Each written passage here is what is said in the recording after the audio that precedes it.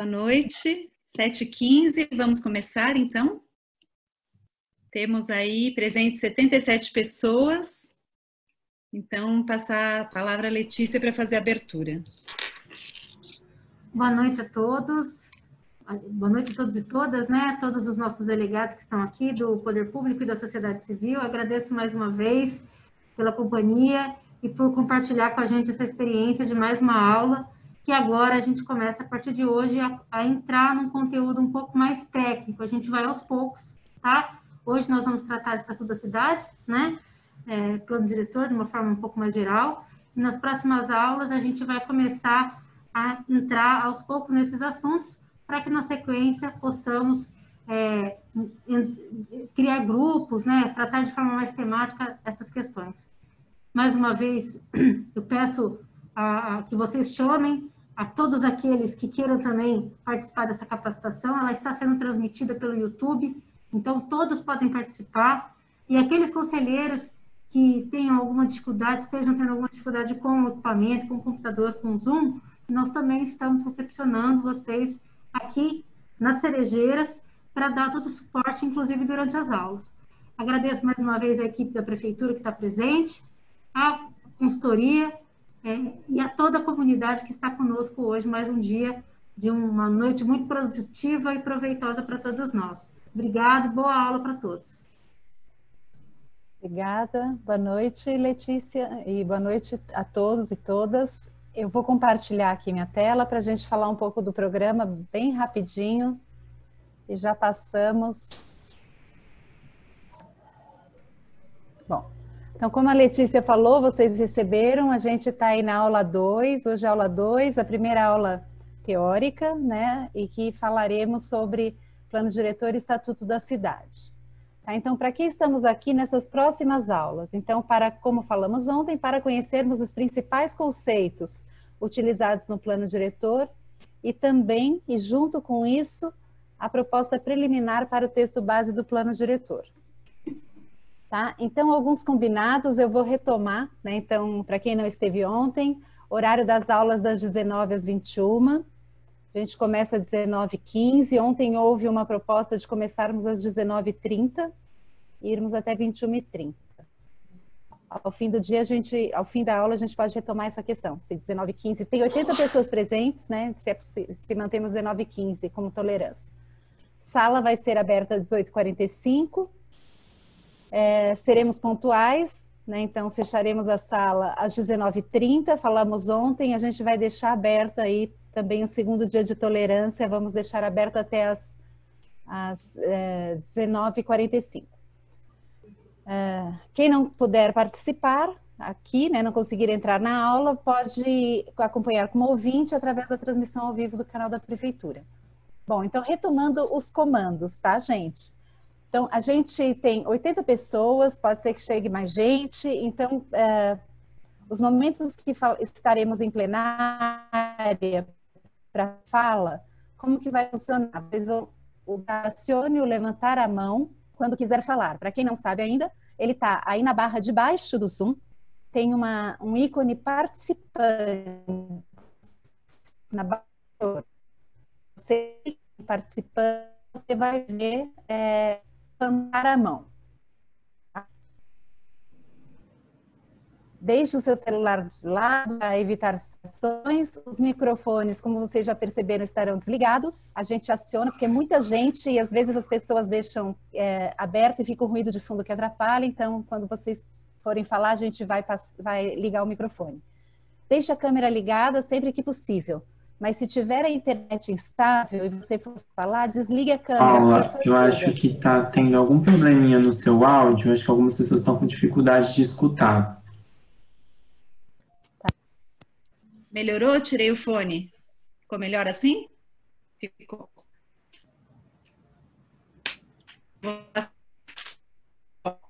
Então, deixa o bate-papo chegado, que a gente vai dialogar, falar com vocês, mandar comunicados, mas a gente sempre alerta por ele.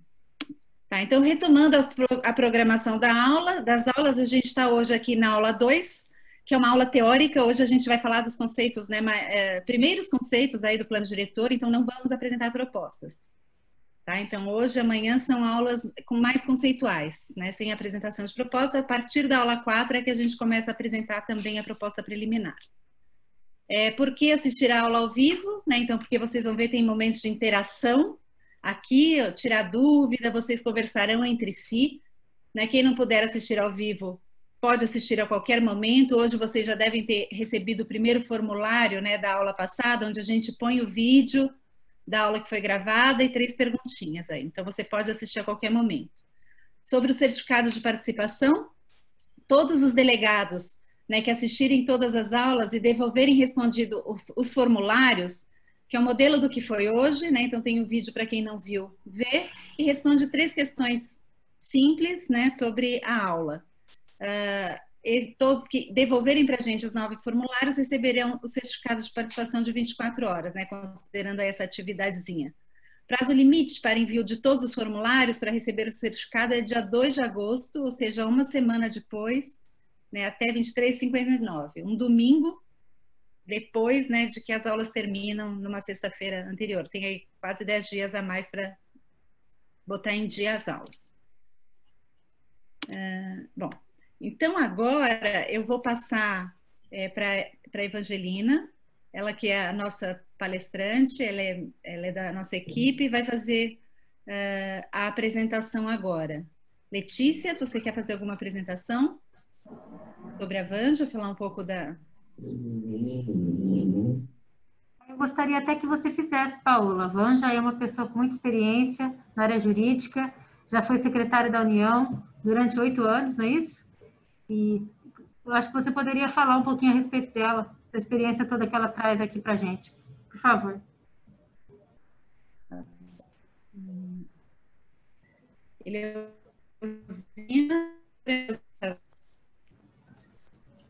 Alô, estão me ouvindo?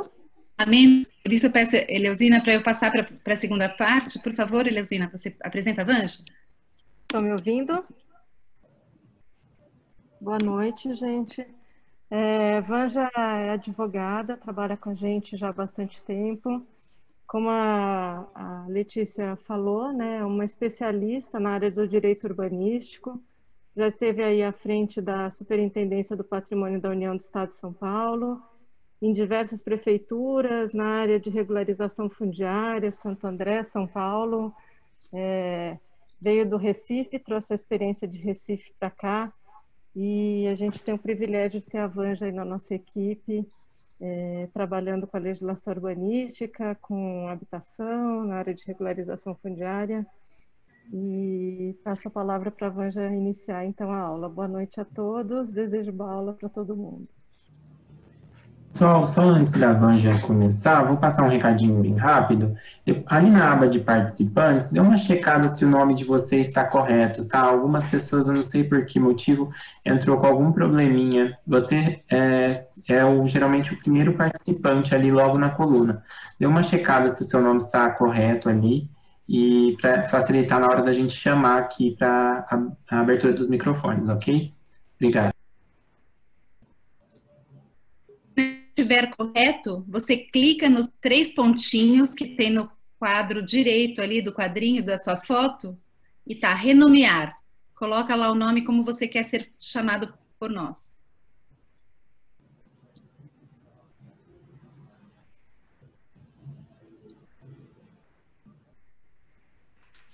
Posso começar? Bem, boa noite. Como Eleusina falou, né? Eu tenho experiência, sou advogada, com experiência na área de regularização fundiária e de direito urbanístico, né? Vim do Recife, como a Eleusina falou, mas estou aqui em São Paulo desde 1991.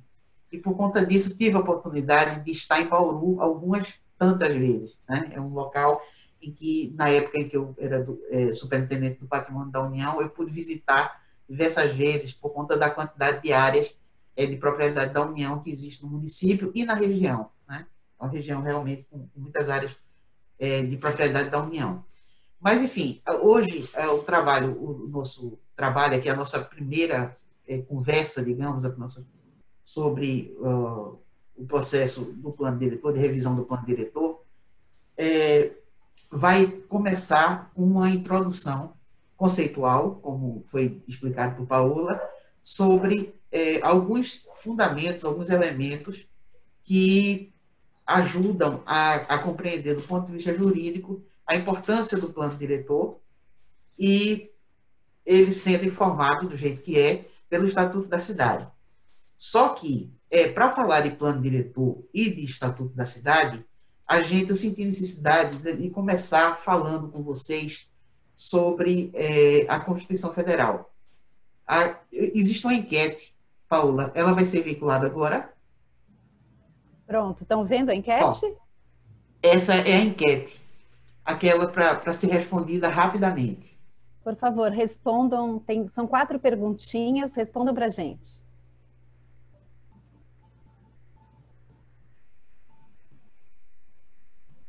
Ótimo, vou...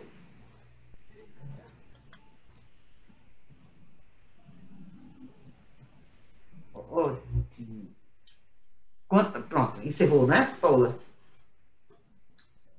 Sim, 46 votaram. Compartilhar o resultado. A primeira pergunta da enquete era se você já tinha ouvido falar em Constituição Federal, né?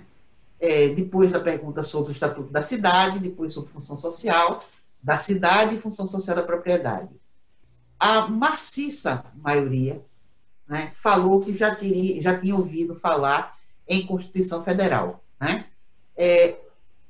Houve quem não conheça, ou que nunca tenha ouvido falar em Constituição Federal, né? Então, por isso é importante dizer que a Constituição Federal é a lei maior que existe no país. É a principal lei e a partir dela que todas as leis derivam. Todas elas. Bom, uma questão para começar a falar de Constituição, eu gravei os slides em que você apresentar essa parte, a outra eu vou falar ao vivo. Eu queria fazer um outro questionamento, que não vai precisar de resposta. É só uma reflexão.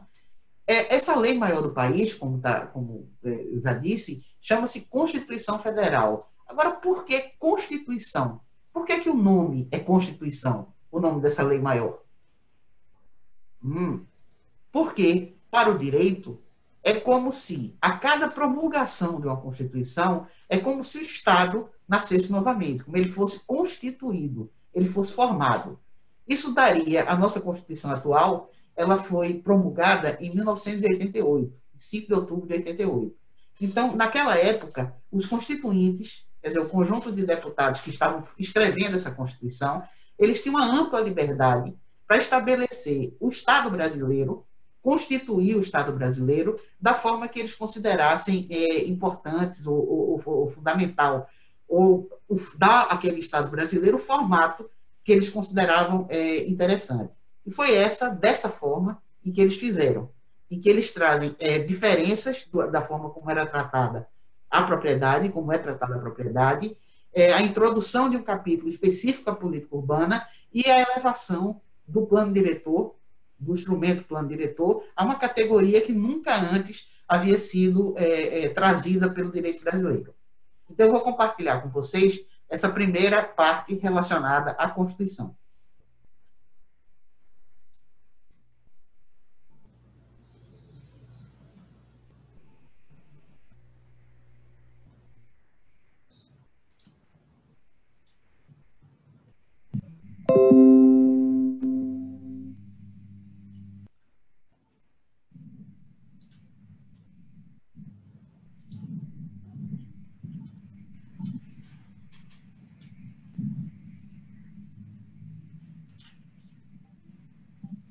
Vamos começar a abordagem da Constituição Federal pelo próprio artigo 1º, que diz que a República Federativa do Brasil é formada pela união indissolúvel dos estados e municípios e também do Distrito Federal, Brasília, né, constituindo-se um Estado democrático de direito e tem como fundamentos. Então, a Constituição ela elenca alguns fundamentos. Mais importante destacar aqui nesse artigo e nesse momento é que o que está no parágrafo único, dizendo que todo poder emana do povo, que o exerce ou indiretamente por meio de representantes eleitos, ou então diretamente nos termos dessa própria Constituição. Escolher a República como forma de governo significa falar da soberania popular que deve permear as ações desse governo. República vem da expressão res publica, uma expressão latina.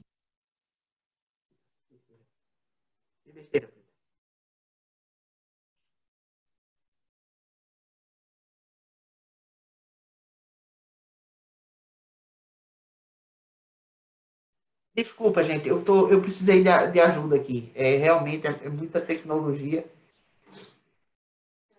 Quero.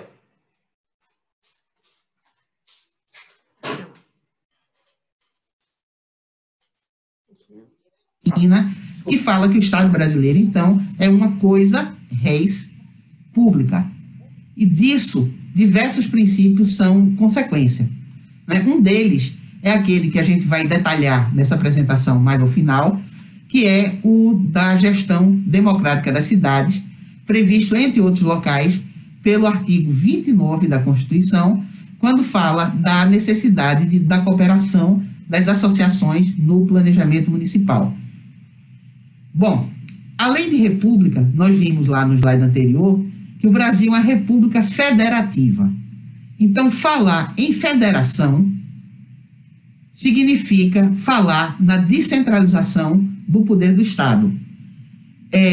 Essa descentralização, ela se dá espacialmente, entre um poder central da União, um primeiro poder, um poder geral nacional da União, e o poder dos estados e o poder dos municípios. O contrário da forma federativa de Estado são os estados unitários, como existe na França, Espanha, a grande maioria dos países do mundo, ele é unitário, em que o poder central é o poder que concentra a quantidade maior de atribuição e ele faz uma delegação, para as unidades regionais.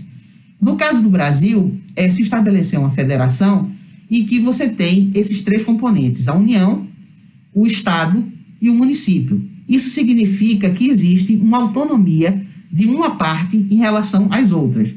Ou seja, a União, o Estado e o município, eles são autônomos entre si. Significa que eles têm uma capacidade de auto-organização por sua Constituição própria, que é feita, no caso do Brasil, tem a Constituição Federal, que estabelece suas normas de organização. Existe o Estado de São Paulo, no caso nosso aqui, com a sua Constituição do Estado de São Paulo, e existe a lei orgânica, no caso do município de Bauru. Então, eles têm uma Constituição própria. Também uma característica da federação essa capacidade de se autogovernar, ou seja, a eleição dos representantes entre os próprios habitantes, sem que haja a subordinação a uma indicação desses representantes ou dessas pessoas para governarem o Estado por outras instâncias de governo. É o que existia, por exemplo, antes da Constituição em relação, por exemplo, às capitais. O poder central indicava os eleitos para quem seriam os governantes, os prefeitos municipais. Eles eram eleitos, e não eleitos, eles eram indicados por outras instâncias. E o próprio Estado, os estados antes da Constituição, eles detinham com ele um volume de poder muito grande. E eles faziam, por exemplo, a lei orgânica, essa lei principal do município, ela era estabelecida a partir de uma delegação do Estado. O Estado ia lá e determinava a lei orgânica como deveriam se organizar os municípios, cada município do Estado. Bom, uma outra característica da federação também é essa autoadministração. Isso quer dizer o quê? Que as competências, isso aqui é muito importante, gente, as competências, elas são extraídas diretamente da Constituição Federal.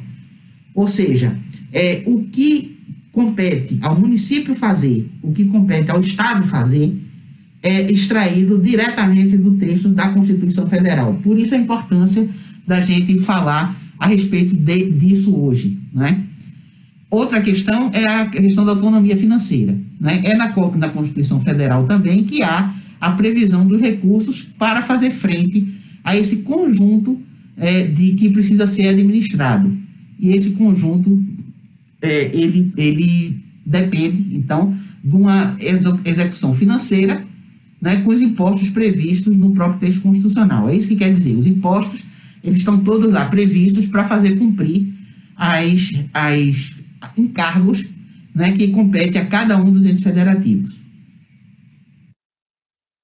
Bem, se a federação pressupõe um nível de autonomia entre os entes que a compõem, ou seja, entre a União, entre o Estado e entre os municípios, né, como a gente poder ter clareza, como a gente poder ter tranquilidade em relação às matérias e às leis que podem ser produzidas no âmbito da União Federal, lá em Brasília, lá pelos deputados federais e pelos senadores, o que deve ser produzido no âmbito do Estado, pelos deputados estaduais, né, lá na Assembleia Legislativa do Estado de São Paulo, no caso, nosso aqui, né, e aquilo que pode ser matéria a ser tratada na legislação municipal, né, pelos vereadores, aprovado pelos vereadores aqui da cidade de Bauru.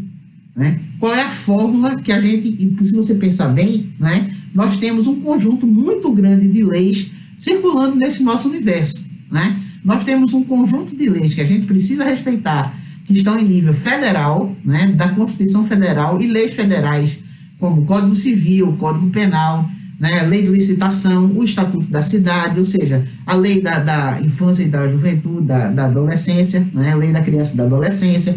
Existe um volume muito grande de leis federais que estão aí para que a gente obedeça. Da mesma forma que também um conjunto grande, né, que parte da Constituição dos Estados e de leis que são complementares, ordinárias, em nível estadual. Da mesma forma também a Lei Orgânica Municipal, né, no município, e todo um conjunto de leis complementares municipais, leis ordinárias municipais, que são produzidas em nível do município para serem obedecidas aqui na cidade de Bauru. Né? Além disso, há um conjunto de outras normas, né, que são, por exemplo, os decretos, que são emitidos pelos presidentes, pelos governadores, pelo presidente, né, um só no país, pelos governadores, né, pelos prefeitos, e que devem ser obedecidos também. Os decretos, eles são normas que regulamentam questões já postas pelas leis. Ou seja, são regulamentações mais pontuais de pontos, de procedimentos em relação a direitos que foram criados, estabelecidos por leis. Né?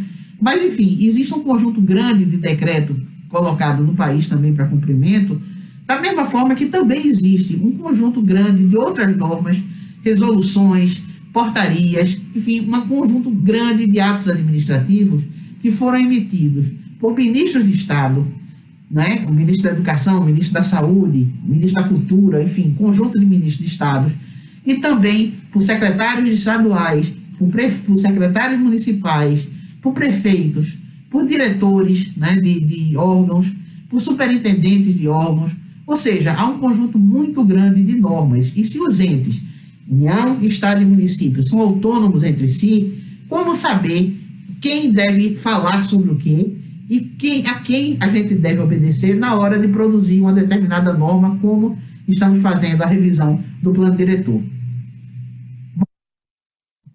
Há uma especial atenção que deve ser dada nesse assunto, né, nesse momento de revisão do plano diretor de Bauru, porque existem alguns temas, como por exemplo o tema ambiental, que é um tema bastante amplo e que todos os entes da federação, tanto a União, quanto os estados, quanto os municípios, podem legislar a respeito.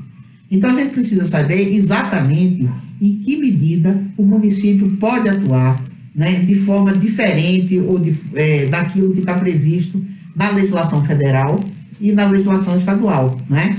Bom, o critério escolhido pelo sistema jurídico para resolver e evitar conflitos entre as normas, quem deve legislar sobre o quê, né, é dado por esse princípio, de que a repartição de competência, ou seja, quem pode legislar sobre que assunto, é dado pela predominância do interesse. Né? Então, sempre que houver uma possibilidade de legislar sobre uma matéria, né, e o meio ambiente, por exemplo, é uma matéria que é tratada no nível federal, é a competência comum entre a União, entre o Estado e entre o município, né? Aquilo que for assunto de predominância de interesse nacional deve ser legislado pela União, por meio dos seus deputados federais, dos seus senadores lá em Brasília. Né?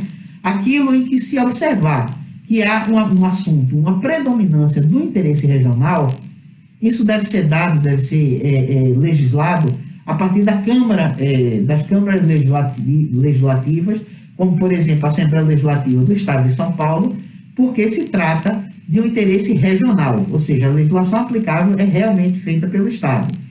E aquilo em que se verificar uma predominância do interesse local, deve ser legislado em âmbito municipal pelas câmaras de vereadores, né? Eu falei do meio ambiente, mas eu trouxe alguns exemplos aqui em relação, por exemplo, a questão dos resíduos sólidos, né, do lixo, né? Vamos pensar que em relação ao lixo, existe uma norma geral federal, válida para o país inteiro, porque realmente é uma norma geral, né, que dá grandes diretrizes, que estabelece a Política Nacional de Resíduos Sólidos, né?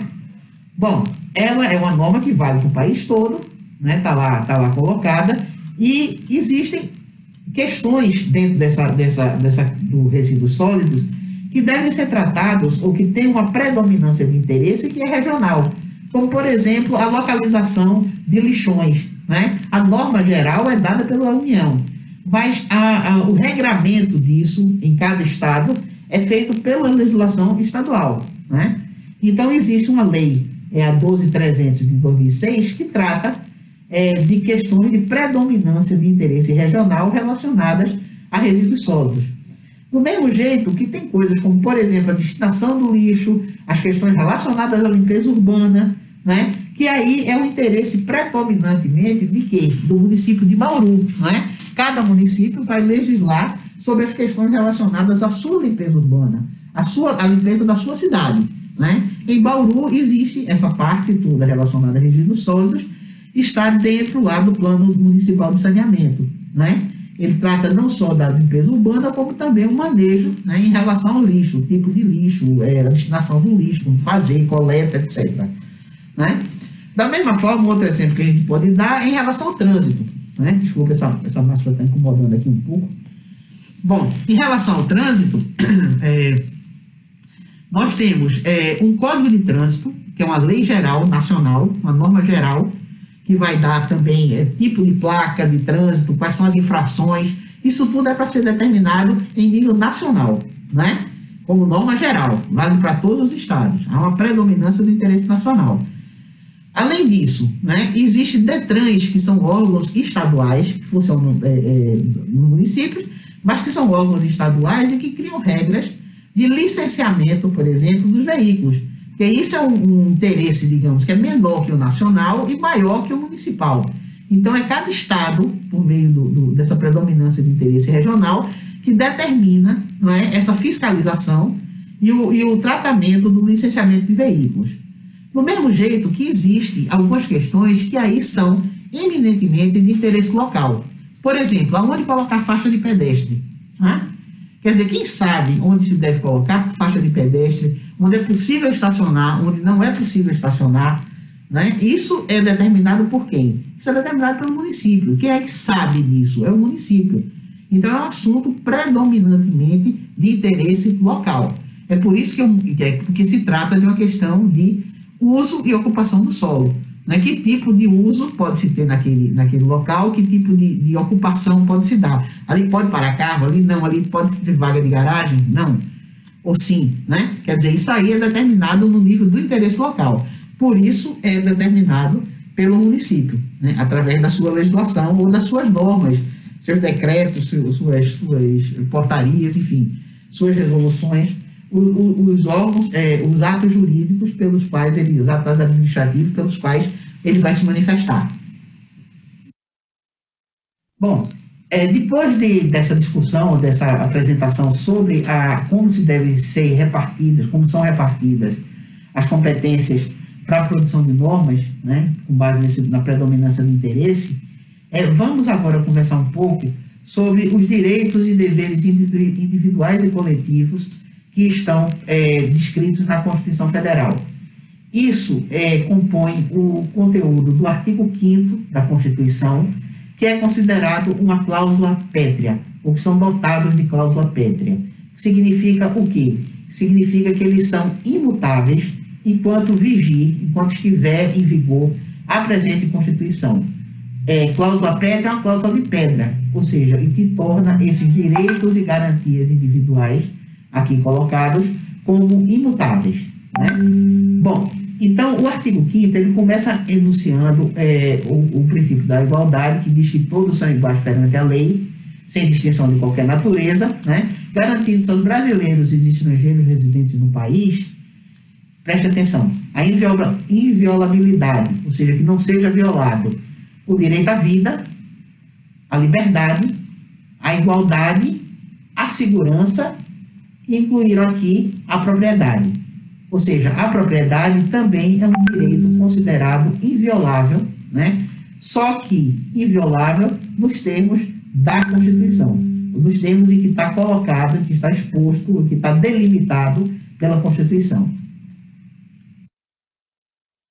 No conjunto de direitos individuais e coletivos que seguem aquilo que está dito no artigo 5º, né, está lá no seu inciso 22, né, isso aqui é um inciso, né, a gente chama de inciso, esse númerozinho aqui em algarismo romano, né, então aqui no inciso 22, ele está reiterando aquilo que está dito lá no caput, naquela cabeça, né, aquilo que eu li agora para vocês, que é a cabeça do artigo, caput, do artigo 5º, dizendo o quê?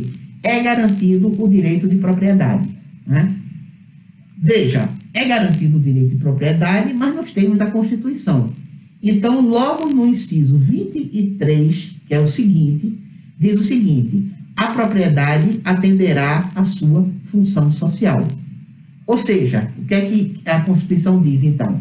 É inviolável o direito de propriedade, nos termos da Constituição, ele é garantido, né, desde que essa propriedade ela cumpra uma função social. Significa que a questão da função social, ou seja, a finalidade social da propriedade, ela está dentro do próprio direito de propriedade. Ou seja, o Estado brasileiro ele só garante o direito de propriedade quando ele cumpre uma função social. A gente vai falar sobre a função social daqui a pouco. Bom, ainda como consequência dessa garantia do direito de propriedade, o inciso 24 diz: a lei estabelecerá o procedimento para desapropriação por necessidade ou utilidade pública ou interesse social, mediante prévia e justa indenização em dinheiro, ressalvados os casos previstos nessa Constituição.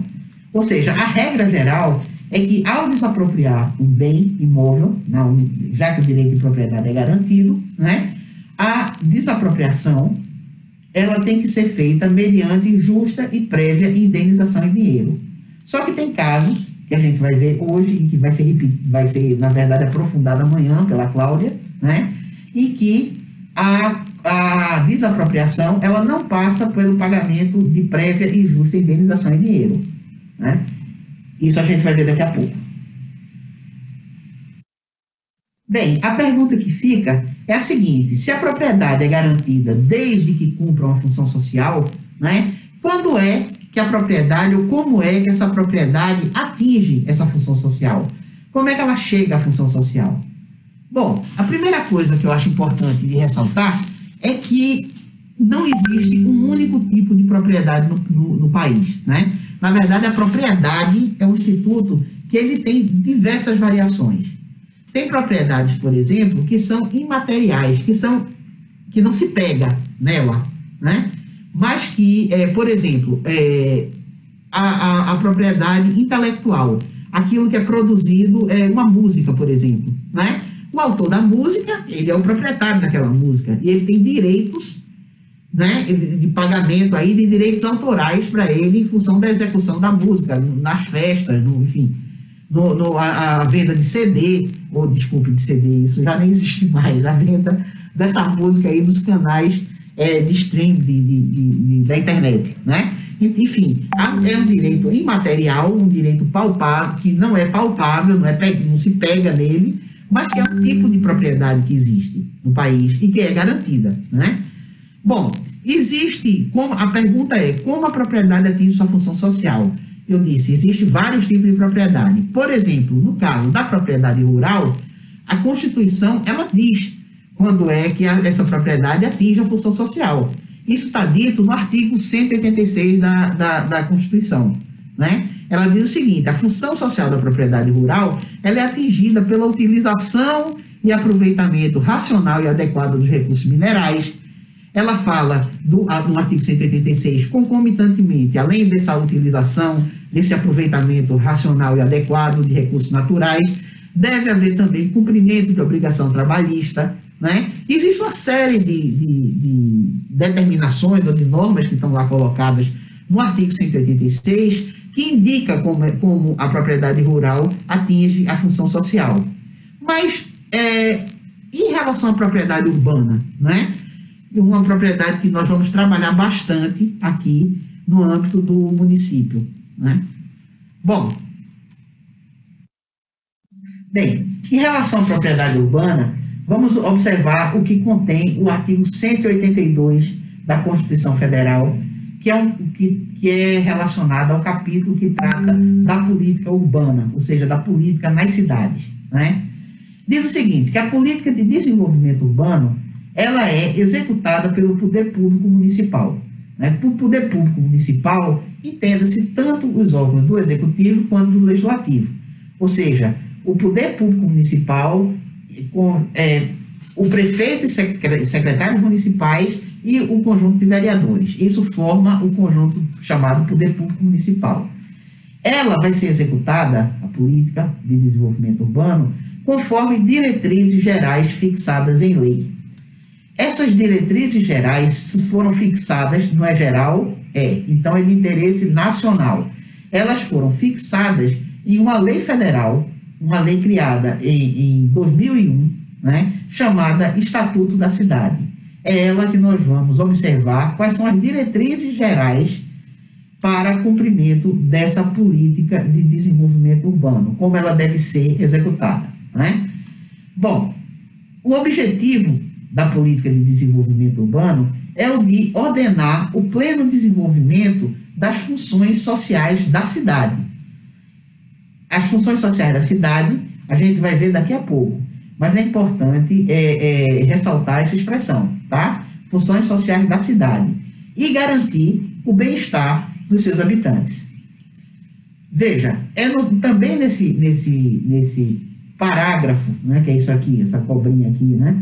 No parágrafo 1º do artigo 182, diz o seguinte: o plano diretor, aprovado pela Câmara Municipal, ou seja, aprovado pela Câmara Municipal significa que é uma lei, né? Aprovada na Câmara de Vereadores. O plano diretor, então, aprovado pela Câmara Municipal, é obrigatório para cidades com mais de 20 mil habitantes, que é o nosso caso aqui, né? E ele o plano diretor, o instrumento básico da política de desenvolvimento e de expansão urbana. A Constituição, então, determina que cada município com mais de 20 mil habitantes precisa ter seu plano diretor, que é o instrumento básico da política de desenvolvimento urbano, de forma a ordenar o pleno desenvolvimento das funções sociais da cidade, né? Veja agora, a propriedade urbana, ela cumpre a função social quando ela atende às exigências fundamentais de ordenação da cidade, aquilo que está dito no plano diretor, expressas no plano diretor, né? Ou seja, aquelas exigências fundamentais de ordenação que estão expressas no plano diretor é que faz com que você tenha o estabelecimento daquilo que traz um princípio da função social da propriedade, que é uma coisa que está lá em cima, né, que a gente precisa trazer, precisa determinar o que é em cada município, por meio do que se estabelece como ordenação, regras de ordenação da cidade em cada um desses municípios, né? Então, Bauru vai ter um estatuto, vai ter um plano diretor que vai trazer um estatuto de normas, de regras, né, que vai dizer quando é que uma propriedade em Bauru está cumprindo a função social. E quando ela cumpre a função social, ela passa a ser garantida pelo Estado. Foi o que a gente viu naquela leitura do artigo 5º, antes, né, no slide anterior. Né? A propriedade, ela é garantida na medida em que cumpre a função social. E a função social da propriedade é dada pelo plano diretor. Né? Com base no quê? Com base nessas regras aqui de ordenação da cidade. Aquilo que vai ser estabelecido e que vai direcionar o tipo de uso, o tipo de ocupação do solo, a densidade, o que a gente vai conseguir trabalhar coletivamente as propriedades de modo coletivo para o bem-estar dos habitantes e o cumprimento das funções sociais da cidade. E daqui a pouco a gente vê o que é. Seguindo a leitura desse artigo da Constituição Federal, né, que trata da política urbana, 182, nós temos mais dois parágrafos que são importantes para destacar e que com isso a gente vai dando concretude, né, vai tornando concreto o princípio da função social da propriedade. Né? Esse parágrafo terceiro, ele reitera aquilo que está dito lá no artigo 5º, dizendo que a desapropriação dos imóveis urbanos, elas são feitas sempre com prévia e justa indenização em dinheiro. E por que ela repete aqui, nesse artigo, nesse parágrafo aqui desse artigo, aquilo que já foi dito lá no artigo 5º? Porque ela cria uma exceção a essa regra da prévia e justa indenização em dinheiro no parágrafo 4º, né? Nesse parágrafo 4º, que vai ser amanhã devidamente aprofundado, digamos assim, pela professora Cláudia Virgínia, né, pela arquiteta Cláudia Virgínia. Ela amanhã vai estar falando sobre esse instrumento constitucional previsto no artigo 182 da atual Constituição Federal e que traz critérios, né, de enquadramento da função social da propriedade pelos municípios a partir da identificação mediante uma lei específica para a área que seja incluída no plano diretor, ou seja, o plano diretor vai ter que indicar algumas áreas e que se vai exigir, nos termos de uma lei federal, no caso do Estatuto da Cidade, né, que o proprietário do solo urbano não edificado, subutilizado ou não utilizado, promova o seu adequado aproveitamento. Aí, a Constituição traz um conjunto de penalidades que podem ser aplicadas, inclusive a desapropriação sem prévio e justo pagamento em dinheiro, nos casos daquelas propriedades que não cumprem a função social. Então, veja, a Constituição dá mais um elemento para a gente concretizar essa ideia de função social. São aquelas propriedades, elas cumprem a função social a partir do momento em que elas têm um adequado aproveitamento. Né? Esse adequado aproveitamento cria, então, um critério de aproveitamento mínimo que deve ter essas propriedades. Esse aproveitamento mínimo, ele vai ser dado pelo plano diretor, estabelecendo o quanto pode ser utilizada, né? e quanto pode ser construída, que tipo de uso podem ser permitidos, né? Ou seja, essa regra, esse regime jurídico urbanístico do solo, que vai indicar o critério de cumprimento de função social, aqueles locais em que devem ser mais adensados, ou seja, deve ter mais construção, aqueles que podem levar a um menor adensamento, né? Aqueles locais que devem ser mais protegidos, isso tudo vai ter que estar devidamente identificado pelo plano diretor e assim vai se determinar quais são as regras que tem uma propriedade que cumprir para que atinja sua função social.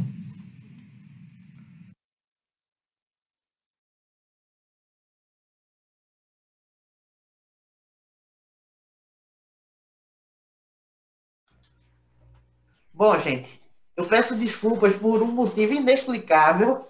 Apareceu um risco azul cruzando uma parte da apresentação que eu realmente não consegui identificar. Você viu que mesmo quando acabou a apresentação, o risco azul continuou, né?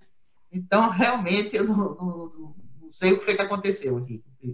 Bom, mas enfim, nessa primeira parte, tentei, de forma não tão sintética até como imaginei, trazer os principais elementos que a gente deve considerar em relação à função social da propriedade e à repartição das competências.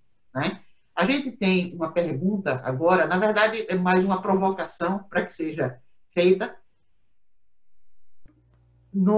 em grupos, para que a gente possa fazer uma primeira discussão, quebrar um pouco a monotonia, digamos, da apresentação, e discutir um pouco como poderá o plano diretor influir nos valores das terras urbanas. Será que poderá efetivamente? Quer dizer, o plano diretor ele tem essa capacidade de influir no valor das terras urbanas, né? E, além disso, quais são as dúvidas que vocês têm sobre essa questão, as questões que foram até agora colocadas? Paula. Eu vou falar agora um pouco da dinâmica. Ontem vocês já participaram, então ontem a gente deu 10 minutos, foi pouco tempo. Estamos aqui experimentando juntos. Hoje a gente vai dar 20 minutos e os grupos são um pouco maiores, tá? De entre 7 e 8 pessoas. Então, recomendações, tá? Escolham um relator do grupo para anotar as questões a serem apresentadas em plenária, tá? Então, essas duas questões orientadoras, anotem, né, com papel e lápis aí ao lado. Quando a gente voltar na plenária, a gente vai abrir o microfone para os relatores colocarem as dúvidas, que aí a Evangelina vai dialogar com essas questões para apresentar a segunda parte, né, conceitual que ela vai fazer, dialogando com as questões que vierem, tá certo? Então escolha um relator para registrar essas questões, então só um por grupo que vai ter, né, vai falar para a gente conseguir apresentar o restante. E escolham também um guardião do tempo, né, para garantir que todos falem, para garantir que essas duas questões sejam faladas, tá? Quando faltar 1 minuto, vocês receberão um aviso no subgrupo e serão devolvidos para a sala principal. Quem tiver problema... Pois não, Rodrigo? Não, pode falar, desculpa. Achei que você tinha acabado. Não, quem tiver problema... Então, o que acontece? Pode aparecer no lado um ícone para você ir para a sala simultânea. Você tem que clicar nesse botão para você ir para lá, tá? Senão você acaba ficando na sala principal. Fala, Rodrigo. Assim que acabar e que a Paula mandar a solicitação para vocês, eu vou liberar o microfone de todo mundo para que vocês consigam dialogar lá, ok? Tá. Essas perguntas o Rodrigo pôs no chat, vai pôr agora, então vocês vão para a sala simultânea, essas orientações estarão lá no chat, tá? Então até daqui a pouco.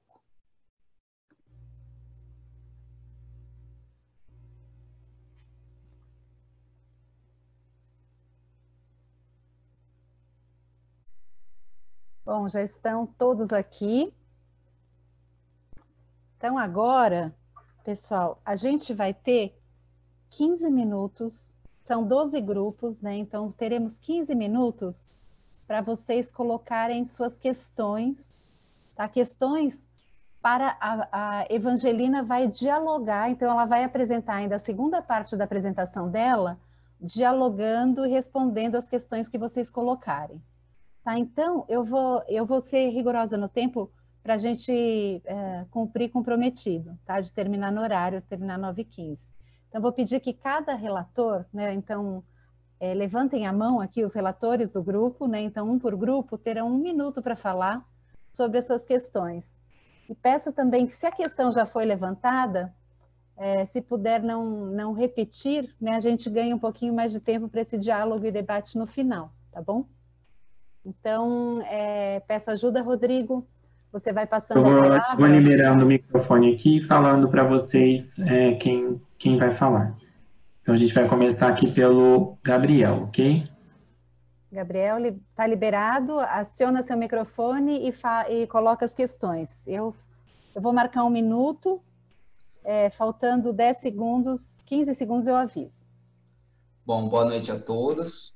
No nosso grupo ali, na primeira questão, como o plano diretor poderá influir nos valores das terras urbanas? A gente tentou entrar em um consenso ali que com um bom plano diretor pode ser equalizado a oferta e a procura de imóveis, pois hoje a infraestrutura está toda na Zona Sul, assim como o interesse do investimento privado. A gente também entendeu que a expansão do perímetro urbano pode influenciar nos valores das terras, como também uma boa gestão das ferramentas do plano diretor, como o PUC, parcelamento, edificação, utilização compulsória e PTU progressivo, ajudam a evitar qualquer tipo de especulação. nas dúvidas levantadas sobre a questão, se o plano diretor permite atuar sobre as terras da União, preocupações com o plano diretor de não travar a cidade, afastando, o pessoal acredita que um dos braços do emprego são as empresas privadas das construtoras, e levantaram também sobre interesse político para levar verba para determinado setor com interesse próprio dos políticos. E, bom, foi isso. Obrigada. Eu só medi, eu não interrompi, pessoal, ele falou 1 minuto e 20, né? Tá? Segundo, vocês veem que passa muito rápido. Fiquem de olho em mim, quando faltar 15 segundos, eu vou fazer assim, ó, eu vou botar uma reaçãozinha. Aqui, ó, estão vendo um joinha na minha foto? É um sinal que faltam 15 segundos, tá bom? Então, próximo, Rodrigo. A Lorena agora.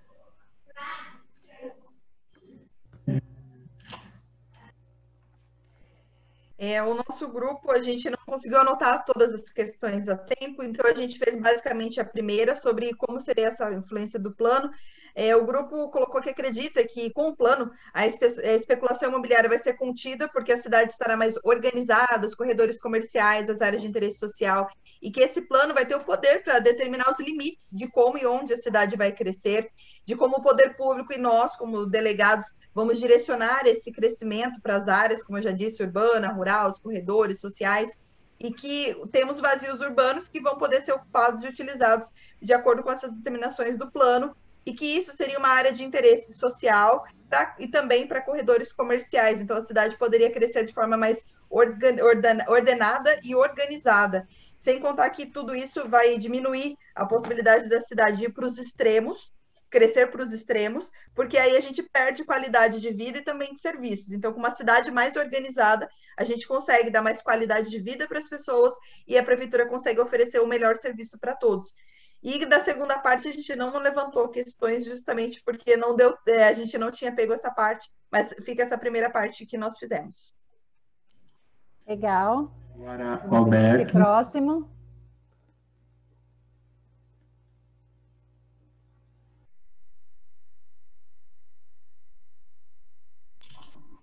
Roberto.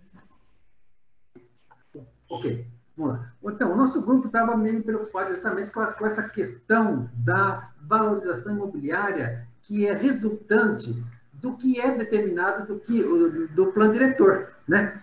Então, porque há uma discrepância muito grande da questão valorização imobiliária da região norte, sul, leste e oeste da cidade. Então, é importante que o plano diretor ele direcione o desenvolvimento. Quer dizer, então, existem áreas na cidade que precisam ser desenvolvidas e que o que for estabelecido no plano pode contribuir para isso. E também foi comentado a respeito dos vazios urbanos, né? Onde você tem bastante áreas, mas que elas foram, digamos, entre aspas, assim, foram guardadas pelos seus proprietários no sentido da valorização, né? E esse estoque de área acaba sendo prejudicial na hora do desenvolvimento. E também houve uma preocupação com relação, porque tudo isso que a gente está discutindo aqui, isso aqui vai ser caminhado para a Câmara Municipal, nesses momentos de transição de uma Câmara anterior para uma nova Câmara, como que fica esse nosso trabalho para que ele seja efetivamente útil para o município? Obrigada. Olha, eu tô só sinalizando, vocês estão falando super bem. Lorena, nem te sinalizei, vocês estão falando em média 1 minuto e 20, então estou deixando, tá, gente? Quando der faltando 15 segundos para 1 minuto, eu sinalizo, mas só peço que sejam breves para todos falarem. Então, próximo. Vou ativar o som aqui da Rosana.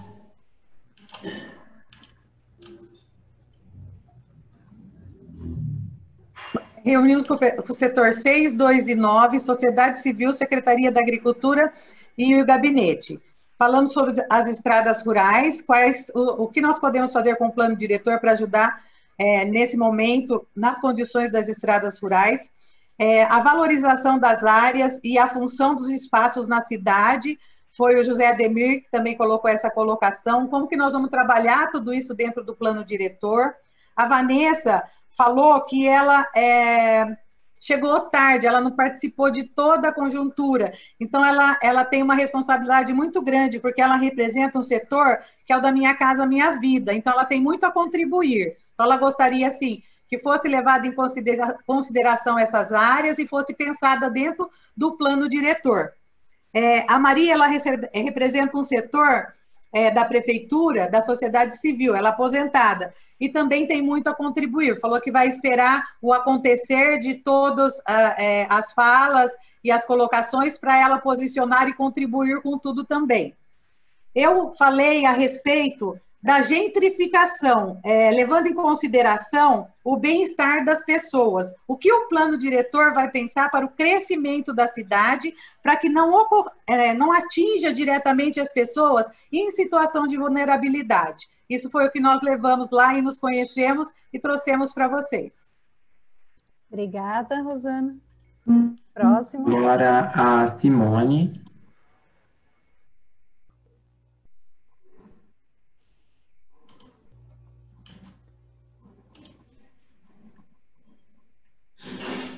Simone está ouvindo? Oi, estão me ouvindo? Oi? Sim. Oi, boa noite. Boa noite. Quanto à primeira questão, o nosso grupo, eu vou ser bem breve, porque foi basicamente todos já falaram, quanto à valorização da área, tendo em vista a especulação imobiliária. Citamos também a questão do IPTU progressivo, como o colega já falou, então era conter a especulação imobiliária.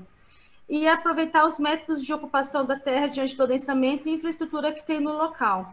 Também foi citada a dificuldade de aprovação de projetos de edificação, o que torna o metro quadrado da cidade mais caro. Quanto às dúvidas, foi citado pelo João a complicação de se colocar de forma discricionária a função social por prefeitos e vereadores. O Juarez falou com relação à desapropriação, à função social e à indenização. Foi também questionado pela Tânia quais são os instrumentos que visam a preservação, né, que influenciam nas áreas públicas, praças e prédios municipais.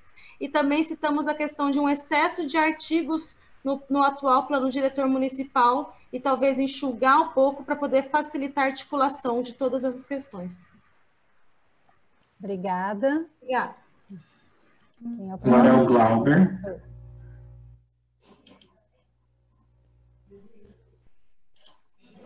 Olá, boa noite.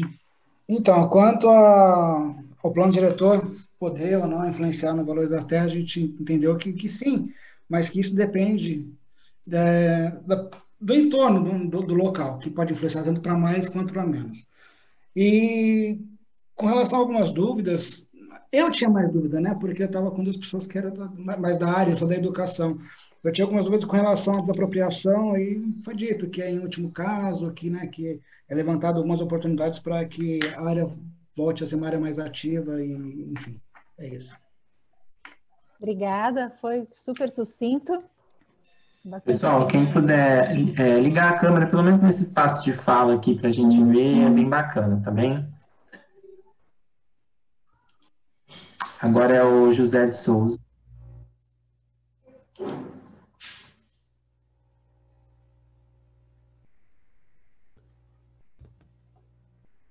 Minha câmera está com problema, eu vou usar do celular na próxima.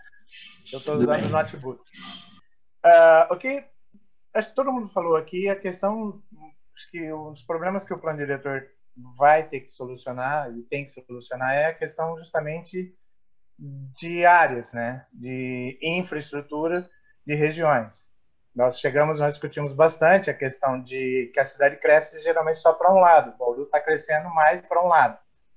Existe especulação imobiliária? Sempre vai existir especulação imobiliária.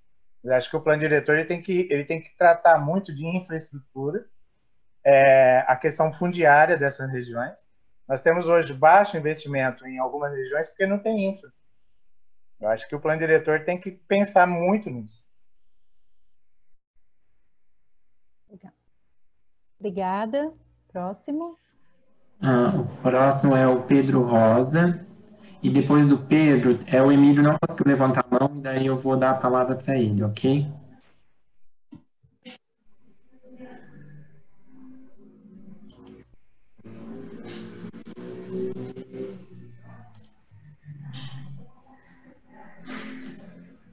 O Pedro, não estou conseguindo dar o microfone para ele.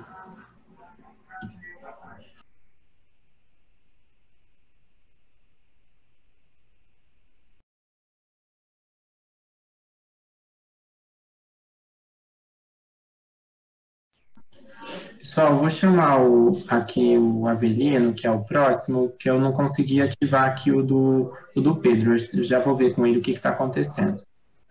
Alô? Boa noite. Ah, o Pedro. Boa noite, Boa noite. Pedro. Foi. Ele tinha que aceitar.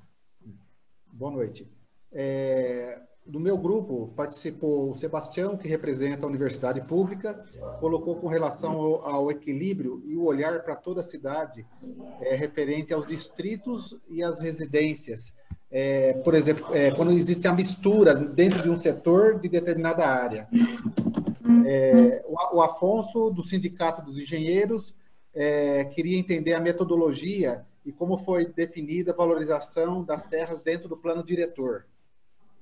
A Gabriela da SEMA, entender os índices urbanísticos diferenciados, principalmente com relação ao uso dos vazios urbanos. O Matheus, o que a prefeitura está fazendo hoje para trazer o empreendedor, né, através das empresas, o que efetivamente o plano diretor pode contribuir com isso. E como eu sou da área a área rural, dentro do plano diretor, realmente, a maior dificuldade nossa é a regularização fundiária, e isso vem efetivamente influenciar nos valores. E até eu gostaria de perguntar para a doutora, com relação ao REURB, que é a Lei 13.465 de 2017, se ela vai ser contemplada dentro do plano diretor para justamente utilizar a regularização fundiária das áreas rurais de Bauru, não só a nossa lá do Rio Verde, mas as outras áreas rurais também. Seria isso. Obrigada. Obrigado. Agora eu vou passar para o Emílio.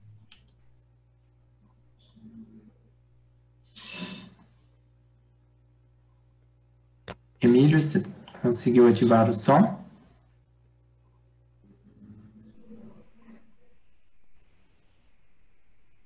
Está ouvindo agora, não? Agora sim. Bom, nosso grupo ele achou que uma coisa importante, um aspecto importante é que ele saia do papel e seja coerente, a ponto de trazer para o cidadão e para todos os habitantes, como um todo, tudo aquilo que há necessidade real para a nossa situação e para as nossas regiões, de acordo com o habitat e o desenvolvimento daquelas regiões. E de forma que seja de uma forma preventiva, para não criar problemas e sim soluções para o futuro. E muitas vezes a gente vê os nossos loteamentos com ruas estreitas, mais estreitas do que as ruas de Piratininga, e que isso no futuro acaba dando uma dificuldade muito grande no fluxo de veículos, no fluxo de pessoas. Basicamente é isso, e que também a distribuição de escolas seja a mais equitativa possível em todas as regiões, para não causar o problema de transportes escolares de longa distância. Ok, obrigado. Agora é o seu Avelino. O nosso grupo foi bem feliz na colocação. Tem o Amantini lá, que já foi prefeito, ele falou, olha, é muito importante, sim, o interesse social, dependendo do equipamento, do tamanho do equipamento. Se é um posto de saúde, um posto de polícia, se é uma avenida. Então, como é que esse plano diretor vai conseguir equilibrar os interesses sociais e o interesse da propriedade também, para que se continue atraindo investimentos e que as pessoas possam fazer? Os instrumentos que a gente conhece, que são IPTU progressivo e contribuição de melhoria, devem sim ser aplicados para evitar que as pessoas fiquem sentadas em cima das propriedades, simplesmente usufruindo de uma contrapartida que a prefeitura possa exigir de alguém que está tentando empreender em algum ponto mais à frente. Então, essa é uma preocupação bastante interessante que saiu no nosso grupo. É isso aí. As outras coisas já foram faladas, então seria repetitivo. Obrigada. Mais alguém, Rodrigo? Agora é a Ellen.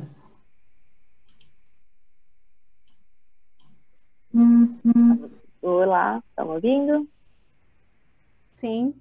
Bom, eu vou tentar não ser repetitiva também. O que nós levantamos no nosso grupo é justamente a questão do zoneamento, né, para regular a aplicabilidade dos instrumentos urbanísticos e tentar fazer de uma forma que ele seja auto-aplicável, não necessite de regulamentação, porque acho que um dos problemas do nosso último plano diretor é justamente a necessidade de regulamentar todos os instrumentos urbanísticos. E acabou acontecendo que a gente não conseguiu aplicá-los efetivamente na cidade.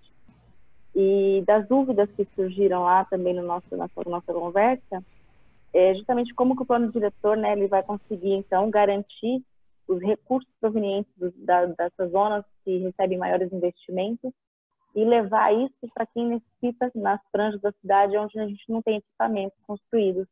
A gente tinha uma representante ali da pousada, né, acho que é o setor 7, e ela levantou esse questionamento, né, porque a gente sempre investe nas mesmas regiões da cidade. Então, como a gente consegue garantir esses trâmites, né, de investimento pela cidade toda? Obrigada, Ellen.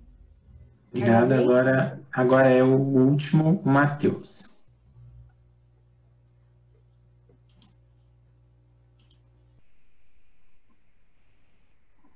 Boa noite. Estão me ouvindo? Boa noite. Sim. Perdão, estava numa ligação aqui. Não, é mais uma observação que eu gostaria de falar com relação ao crescimento para apenas um lado da cidade, de acordo com o mapeamento. Uma solução viável que eu parei para refletir seria semelhante ao município de São Paulo. Eles incentivaram os comércios periféricos dos bairros para que haja uma descentralização de consumo. Então, dessa maneira, as outras regiões elas começam a enriquecer e a valorização do solo dessas regiões também aumentam. Então, essa é uma dica que eu gostaria de deixar. Era apenas isso mesmo. Obrigada. Então, terminamos, né? Então, agora, pessoal, o que a gente vai fazer? A Evangelina vai dialogar, né, tentar responder parte do que vocês colocaram na exposição dela, mas acredito que grande parte quem vai responder mesmo é a Cláudia Virgínia, né? Nas próximas aulas aí já tem muito caldo, né? Muito assunto, muita inquietação para que ela dialogue também nas próximas aulas. Tá? Então passo para você, Evangelina.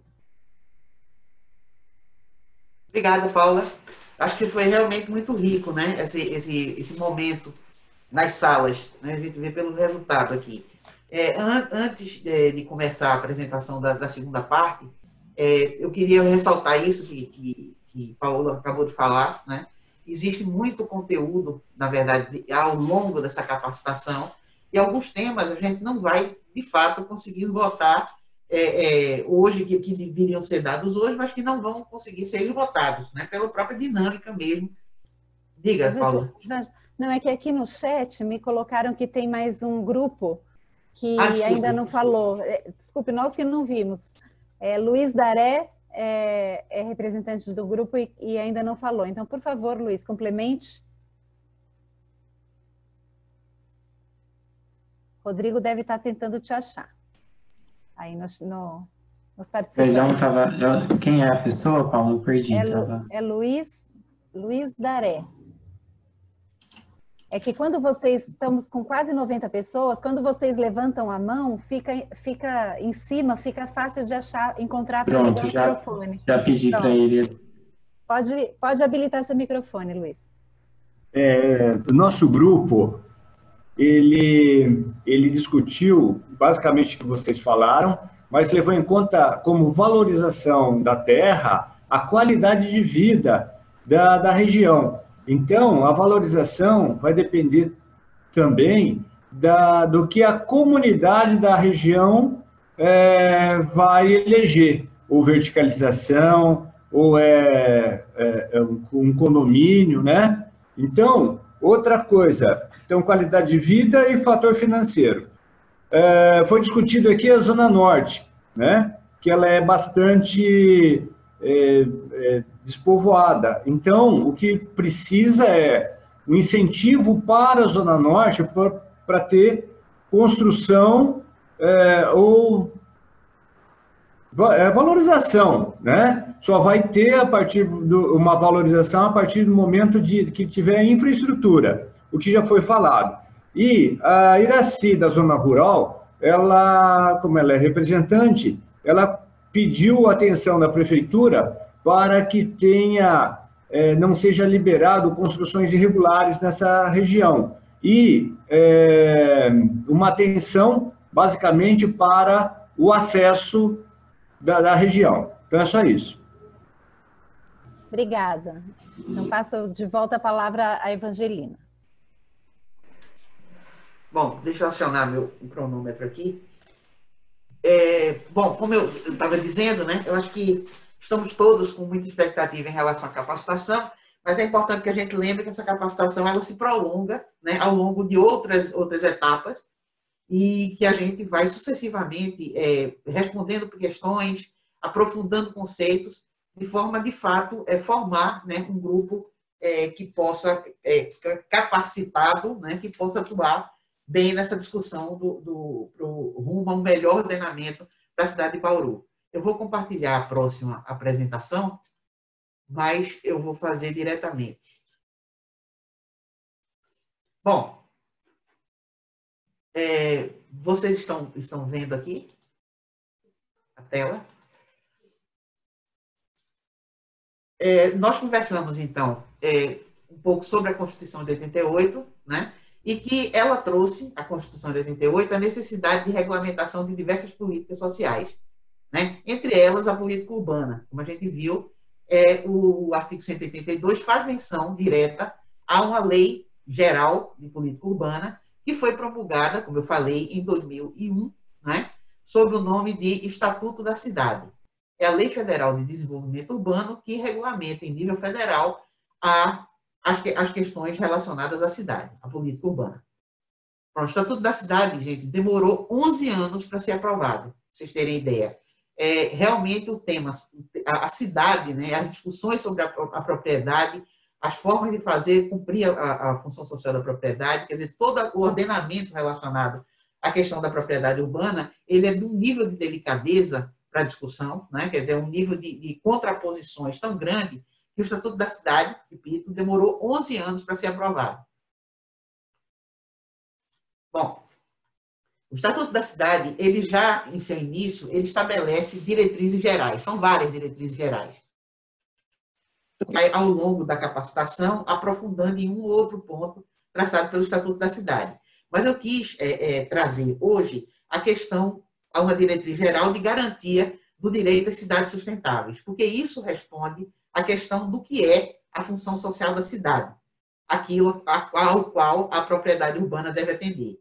A função social, a garantia do direito às cidades sustentáveis, ela é entendida como direito, né, à terra urbana, à moradia, ao saneamento, à infraestrutura, ao transporte, aos serviços públicos, ao lazer, ao trabalho e ao lazer, tanto para as gerações presentes quanto para as futuras gerações. E, para isso, há um corpo de princípios que devem ser observados. Bom, entre esse conjunto de princípios, nem todos, alguns vão ser, eu acho que melhor detalhado por Cláudia amanhã. Mas o primeiro deles diz respeito à adequação de todos os gastos e a política econômica, tributária e financeira, né, os gastos públicos de modo geral, aquilo que se determinar como objetivo do desenvolvimento urbano. Ou seja, o plano diretor vai condicionar a aplicação de todo o conjunto de gastos, né, da política econômica e tributária e financeira do município. Uma outra questão bem importante trata um outro princípio, é o princípio da gestão democrática das cidades, né? Isso decorre lá daquele princípio da república, lembra da coisa pública, da soberania do povo, em decisões do governo? Pois bem, pois a gestão democrática implica, né, na garantia efetiva da participação popular nas decisões que tenham relação com questões de interesse público. Aqui eu vou resgatar uma fala do Fernando, né, que durante tanto na aula teste quanto na aula anterior, né, ele falou sobre a importância da gente valorizar o saber, né, popular, digamos assim. Né? O saber técnico na discussão do plano diretor, ele é muito importante. Lógico, né? Quer dizer, todo um conjunto metodológico, todo um conjunto de informações técnicas que precisam ser trazidas. Mas existe também um saber popular, que é o saber de cada um, né? Que vive a cidade, que convive na cidade, e que, por isso, esse saber popular ele é extremamente grandioso para que a gente possa compor um plano diretor que melhor atenda aos interesses de Bauru. Bom, um outro princípio, e isso conversa com muito do que foi falado nos grupos, né? Eu lembro bem da fala do Avelino, teve outras pessoas que falaram também, é o princípio da justa distribuição dos benefícios e ônus decorrentes do processo de urbanização. O Avelino me chamou a atenção na fala dele, porque ele falou que não dá para se deixar a propriedade, as pessoas sentarem em cima da propriedade, né? Simplesmente deixar ela ao léu sem dar para ela uma determinada função, um determinado encaminhamento. Né? Bom, a justa distribuição dos benefícios e ônus decorrentes do processo de urbanização é um dos princípios básicos do Estatuto da Cidade e que norteia todo um conjunto de instrumentos que amanhã será explicado esse conjunto de instrumentos por Cláudia Virgínia. Né? Bom, os instrumentos, eles são, na realidade, isso que Cláudia Virgínia vai estar falando, vai estar destacando alguns amanhã, eles são, digamos, um núcleo importantíssimo dentro do Estatuto da Cidade. Existe uma separação, né, que o Estatuto da Cidade traz, que até então não tinha sido nunca considerado, aliás, tinha sido tentado, né, mas não tinha sido nunca oficializado, digamos, dentro do direito brasileiro, que é a separação do direito de construir do direito de propriedade. Você tem, na realidade, dois direitos, né? Um de construir e um de propriedade. E para que a gente possa atuar diretamente na cidade, a gente precisa contar com um conjunto de instrumentos, justamente, que possam, digamos, absorver... Desculpa, eu estou com um problema aqui na visão. Desculpa, visualizando aqui o... Bom, existe um conjunto... Desculpa, gente, eu estou meio sufocada com essa máscara aqui. Existe um conjunto de ferramentas descritas no Estatuto da Cidade que são voltados tanto à indução do desenvolvimento urbano, né? Cláudia vai estar falando sobre isso amanhã, quanto instrumentos voltados à regularização fundiária. E aí eu conto, eu aproveito para comentar uma questão que foi trazida nos grupos, né? Que me pediram para falar sobre a REURB, né? Que é a regularização fundiária, e a gente vai falar sobre o instrumento de regularização fundiária em determinado momento, né? Eles devem sim, a pergunta era essa, obrigada, Leo, eles devem sim constar do plano diretor, porque a Lei 13.465, que é essa que foi mencionada, é a Lei de Regularização Fundiária Urbana, ela precisa ser trazida, ser concretizada também em nível municipal. Ou seja, cada município é importante que ele estabeleça quais são os critérios para a regularização fundiária no seu território. Né? Então, é aplicável em área urbana, né? Área de cidade, área urbana, quanto nos núcleos urbanos que existem dentro de áreas rurais. Então, a gente vai tratar ao longo das discussões da capacitação e ao longo de todo esse processo dos instrumentos, sim, de regularização fundiária. Bom, o conjunto de instrumentos é aqueles voltados à democratização da gestão urbana. Sobre esse, a gente vai falar mais especificamente ao final. Mas o importante que se diga é que o Estatuto da Cidade traz, de fato, um conjunto de instrumentos, né?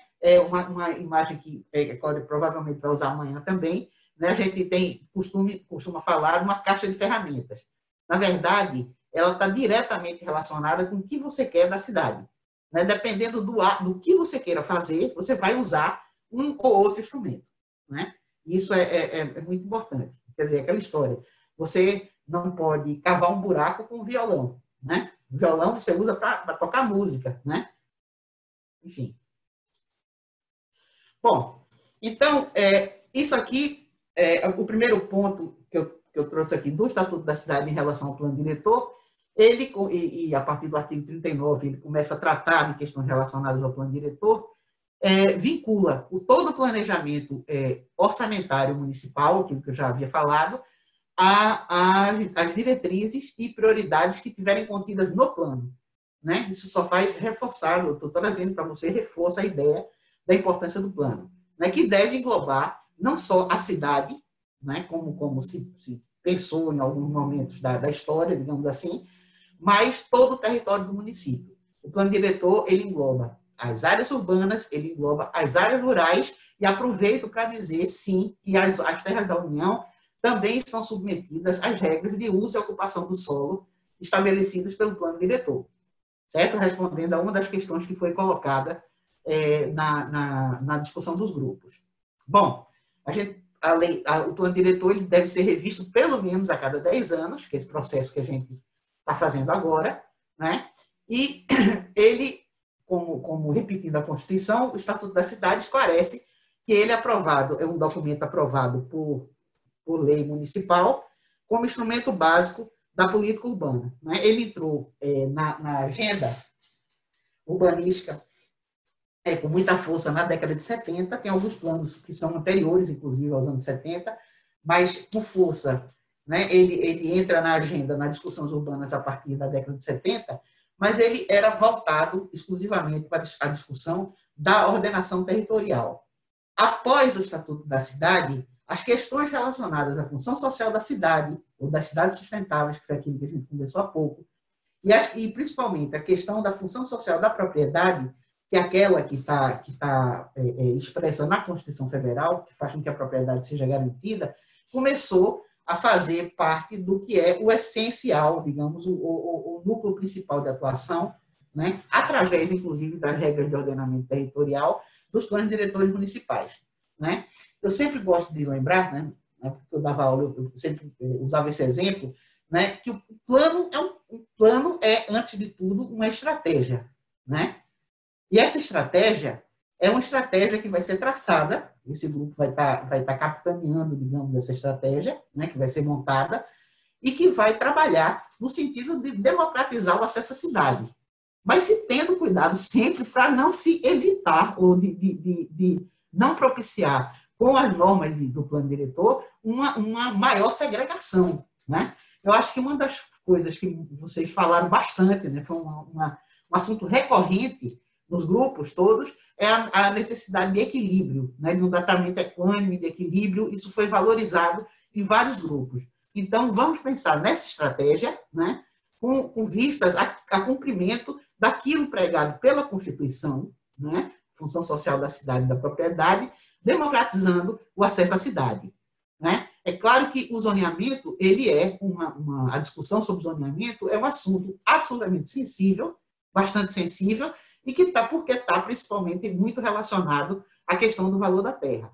Por isso que essa estratégia deve ser pensada no sentido do cumprimento constitucional da democratização do acesso à cidade, isso é através, principalmente, da aplicação dos instrumentos previstos no Estatuto da Cidade. Né? O Estatuto da Cidade tratou de trazer, então, o que seria... Desculpa, gente, eu estou falando muito rápido. Irmãos, não? Então, vamos lá. Eu já sou pernambucana, já falo muito, eu tenho que segurar aqui.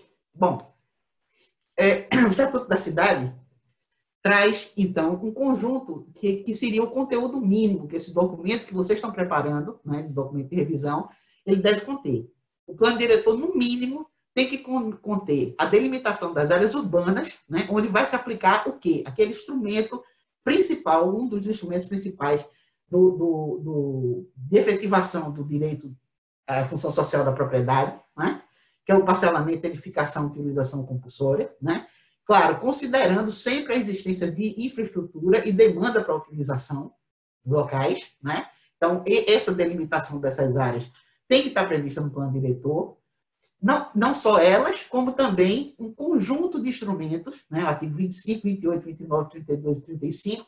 Vocês amanhã vão ouvir falar sobre esses artigos do Estatuto, mas que dizem respeito a instrumentos como a transferência de direito de construir, outorga onerosa, são vários instrumentos que vão ser discutidos amanhã. Né? Então, as disposições, ou seja, como eles vão ser aplicados em Bauru, eles precisam conter no plano diretor, faz parte desse conteúdo mínimo. Outra coisa muito importante, que também faz parte desse conteúdo, é o sistema de acompanhamento e controle. Ou seja, como é que, após a execução do plano diretor, e aí eu dialogo com alguém que, um dos grupos que apresentou, falou, não é? Como garantir que o plano seja efetivamente implementado. É uma questão que esse sistema de acompanhamento e controle, que faz parte desse conteúdo mínimo, ele vai ter que dar conta, digamos assim. Né? Ele vai ter que criar mecanismo para que vocês, principalmente, que acompanharam a elaboração, e a sociedade, de modo geral, né? Considerando a coisa pública que a gente tem, que é o município de Bauru, como vai ser feito o sistema de acompanhamento e controle e efetivo do plano diretor, da aplicação do plano diretor. Bom, eu queria encerrar falando um pouco do princípio da gestão democrática da cidade. Né? Ele tem, para você garantir essa gestão democrática, né, que serve também, que conversa também com o processo de gestão e controle, você tem um conjunto de órgãos colegiados de política urbana, tem um conjunto de instrumentos voltados às audiências públicas, as conferências, né, os projetos de lei de iniciativa popular, enfim, a participação, de fato, da população, né, daquele saber popular, junto com o saber técnico, na gestão, no dia a dia da gestão da cidade e da gestão do plano. Né? Eu achei muito interessante as colocações todas que foram feitas nos grupos. Eu acho que vocês demonstraram um nível de maturidade bastante alto, realmente, para a discussão desse plano. Né? Eu acho que vem pessoas, digamos, muito bem escolhidas aí como representantes das regiões. Bom, eu acho que eu encerraria agora, Paula. Espero ter sido clara, viu, gente? A gente sabe que tem alguns assuntos que eles são mais áridos, então, por conta disso, eu espero que eu tenha conseguido me expressar suficientemente bem para que todos tenham entendido. É isso aí. Preocupada com o tempo. Obrigada, Vanja. A gente foi super pontual, correu, foi pontualíssima aí no combinado, porque nós queríamos dedicar aqui ao final, começamos 7h15, terminando 21h15, então abrir 10 minutos a plenária, né? Então eu vou pedir que vocês, e 5 minutos só para a gente finalizar, falar dos próximos passos, tá bom? Então, o microfone está aberto, o que eu peço é que vocês sejam breves para que mais pessoas possam falar, tá bom? Então, passar a palavra para o Francisco.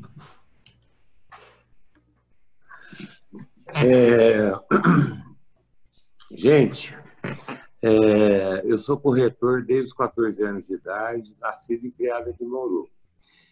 O pior inimigo que pode acontecer para esse plano diretor, nós vamos ter uma eleição aí, de repente entrar um bandido aí e travar a cidade. Eu queria saber se nós vamos ter algum mecanismo no plano diretor para, caso esse bandido, que inclusive já foi preso, venha aí a administrar a cidade, se tem como a gente cercar, né, ele, para que isso não ocorra.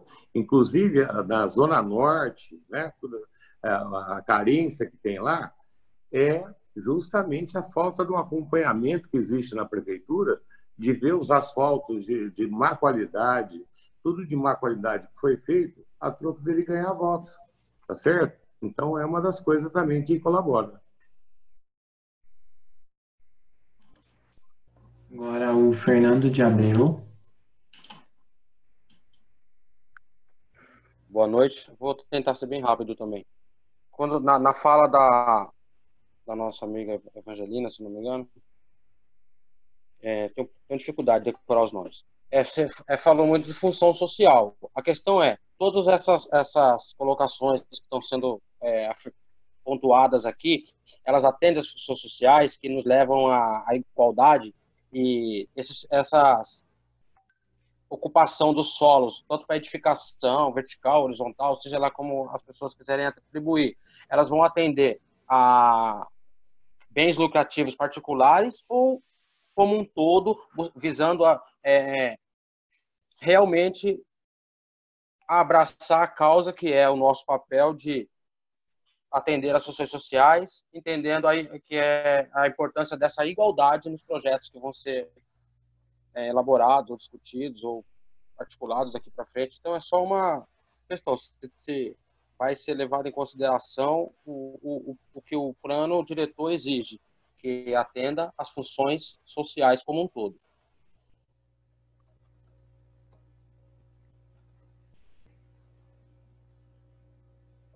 Agora é o Avelino. Pessoal, eu já tive a oportunidade de, na minha vida, cruzar com a doutora Evangelina, uma pessoa de altíssimo gabarito.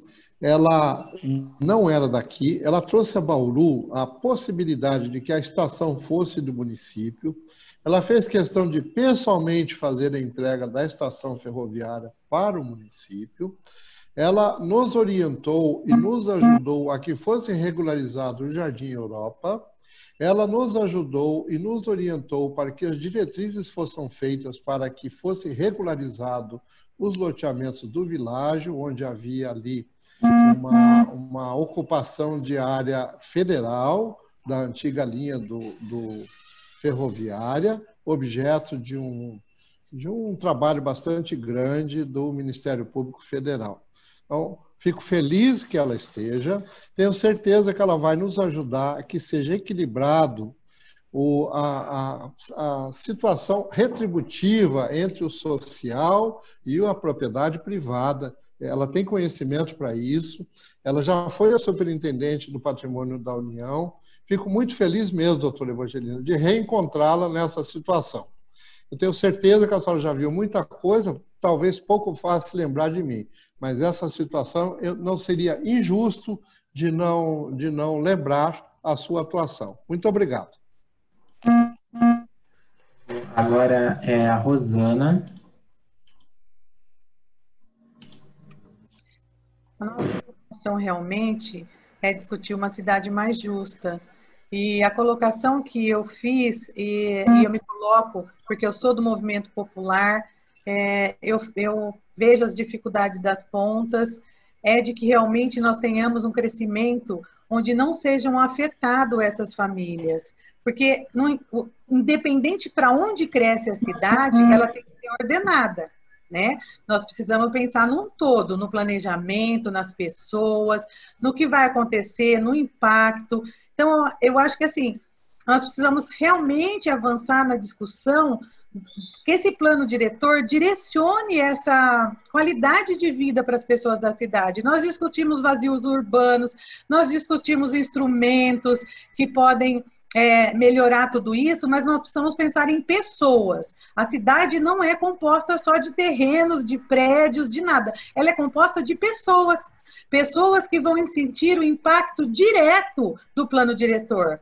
Então, vamos pensar um pouco mais em pessoas, vamos falar em pessoas. É isso que eu estou pedindo nesse momento, para a gente lembrar que o plano tem que ser pensado também nas pessoas. Tá legal, obrigada, Rosana. Olha, a gente tem mais 7 inscritos e encerramos a inscrição agora para a Vanja fazer uma finalização. Peço que vocês sejam breves, respeito a todo mundo, né, pelo tempo, já são 9h10. Tá? Então, o último inscrito é o Francisco Otaviano. Agora é o João Paulo. Boa noite a todos. Eu só gostaria de estar fazendo um pedido aqui encarecido a vocês aí da assessoria, para que envie para os delegados, que seja no próprio grupo ou disponibilize na internet, o plano base que vocês disseram ter feito ontem, para a gente já poder ter acesso desde já, para a gente poder se qualificar junto com esse plano base, ter acesso, ter transparência, justamente por conta de que a gente está em casa, muitos de nós, né, estamos em casa com tempo e quem tiver tempo pode já desde já dar uma olhada nesse plano base para poder já formular quando o grupo de Facebook tiver aí disponível para todo mundo. E outra coisa, como o pessoal tá falando no chat aí, também disponibilizar o grupo de Facebook desde já, porque a interação é muito importante entre todos para que cheguemos num consenso aí mais rápido possível e sem tanto conflito.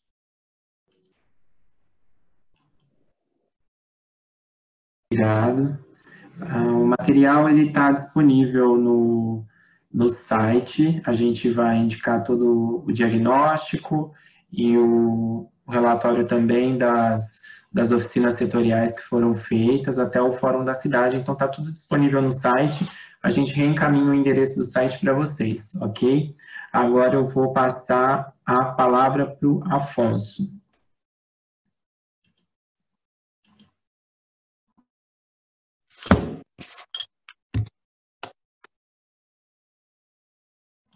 Pode falar, Afonso. Posso falar? É que eu não estou me vendo. Não, são duas considerações que eu queria ver se vai ser contemplado ou não.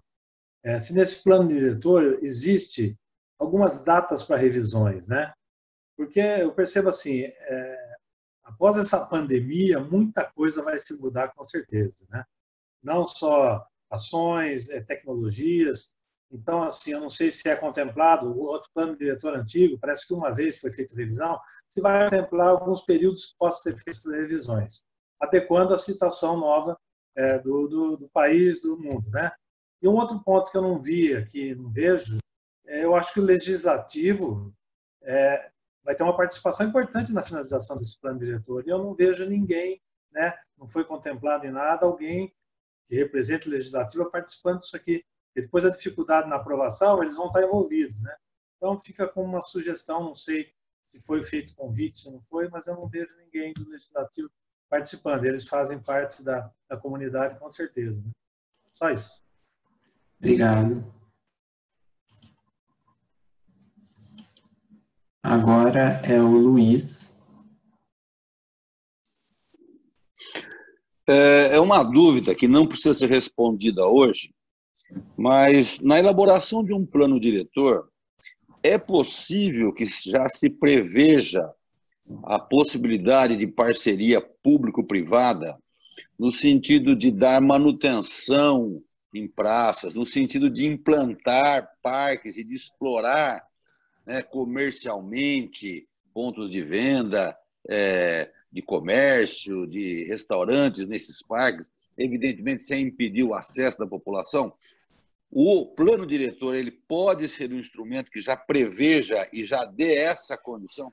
É uma dúvida para a gente responder para as próximas formações, por favor. Ok. Próximo é o Eric.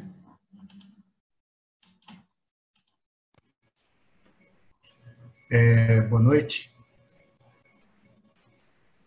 Boa noite. Rodrigo, você me ouve? Boa noite. Sim. Você me ouve? Ah, tá. Obrigada, doutora Evangelina, foi muito rico o que a senhora falou. Mas, eu, como direito, né, como também filosofia, eu falo muito em conceito, eu queria entender essa questão, né, se for possível responder, mas que fique registrado, a questão do conceito da função social. Né? O que significa a função social? A função social de pessoas em vulnerabilidade, né? A função social de sociabilizar os lotes ou terrenos, determinados, como se fala, em determinadas classes sociais.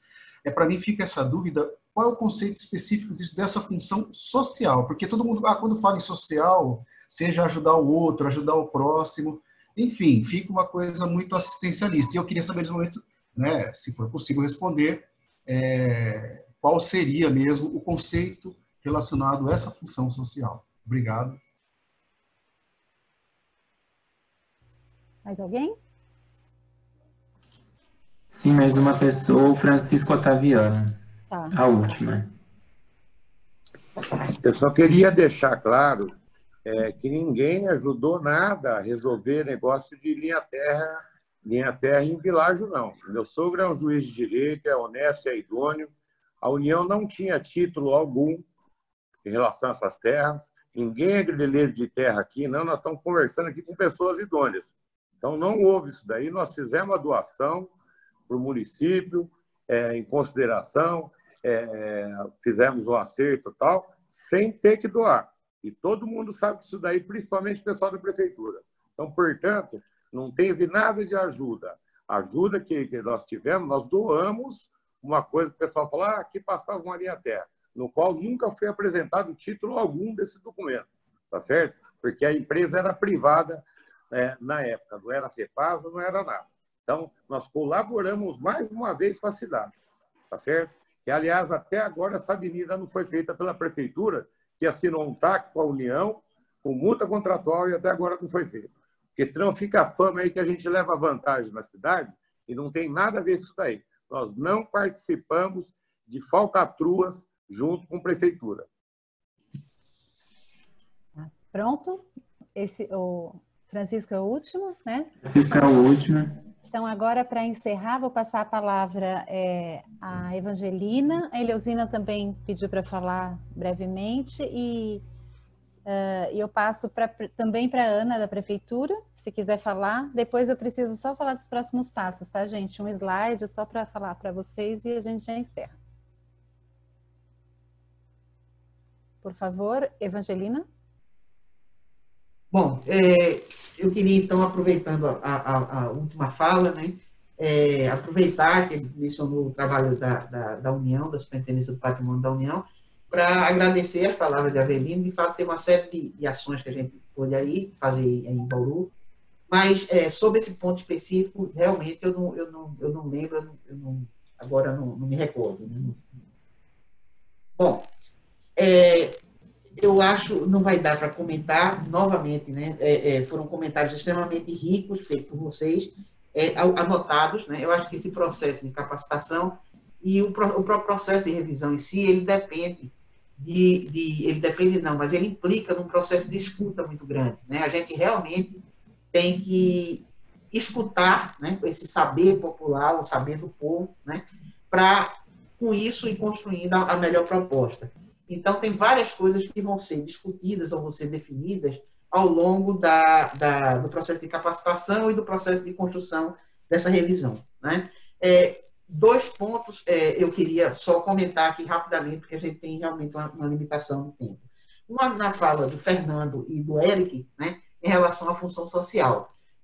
Eric, mais especificamente em relação aos conceitos, o conceito de função social, a gente faz logo uma associação, de fato, com a justiça social, né? Porque a Constituição ela tem um conjunto de direitos sociais que visam o equilíbrio, o maior equilíbrio, né? entre as pessoas localizadas no Estado brasileiro, digamos assim. Né? Mas o conceito de função social em relação à propriedade, ele variou bastante ao longo dos séculos. Né? Você vê que, antigamente, há séculos atrás, né? Ele chegou a ser construído imaginando-se que dar uma função social à propriedade era concentrar mais propriedade em mãos daqueles que podiam produzir mais para a cidade. Ou seja, numa política, digamos hoje, né, dentro do regime democrático e das evoluções que houve no conceito de propriedade, uma política absolutamente antidemocrática. Né? Fernando, o que significa, então, especificamente a função social, vai ser aquilo dito pelo plano diretor. Né? Quer dizer, como a propriedade atinge a função social, é o plano diretor, é a realidade de Bauru, né, construída na realidade de Bauru, que vai se dizer. Né? Por isso, a importância da participação popular, da participação social e dessa discussão, né, na sociedade.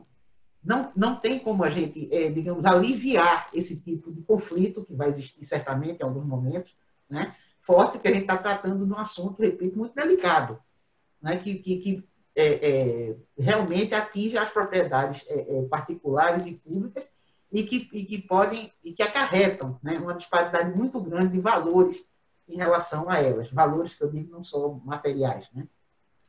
Bom, por último, Paula, para garantir aí a manutenção do tempo, eu queria comentar sobre, desculpa, eu não anotei o nome, mas a pessoa que falou sobre o processo de revisão, né?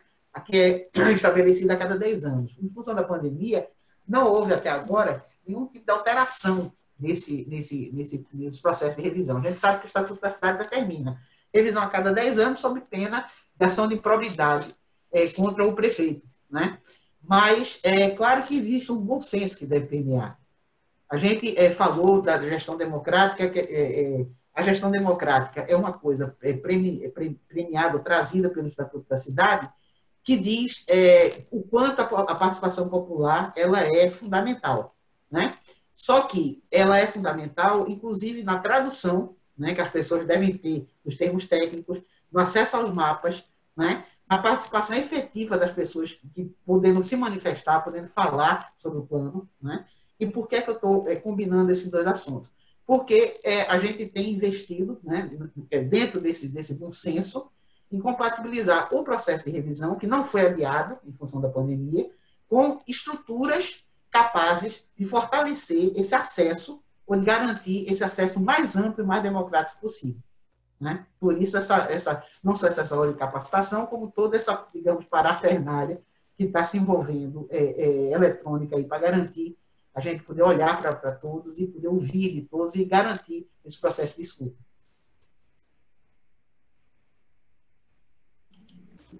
Pronto?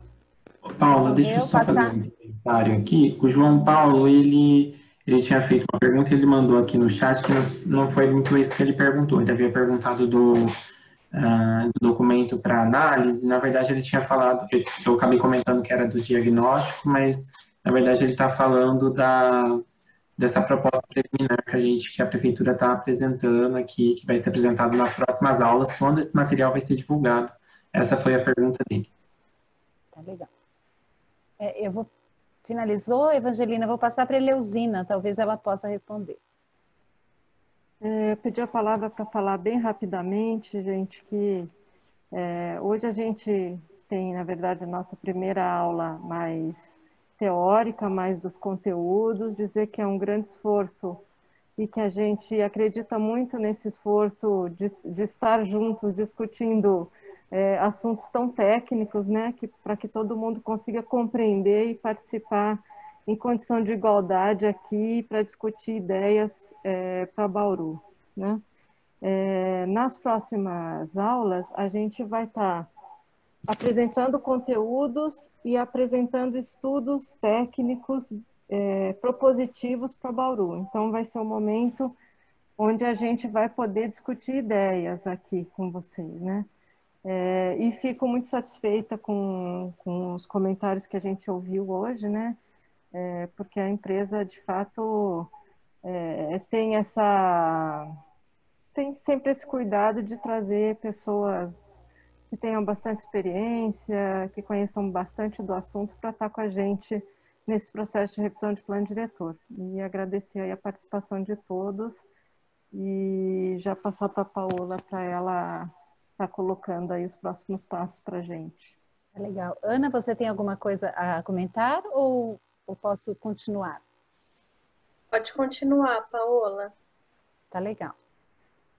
Então, gente, eu vou aqui compartilhar minha tela para a gente finalizar aqui.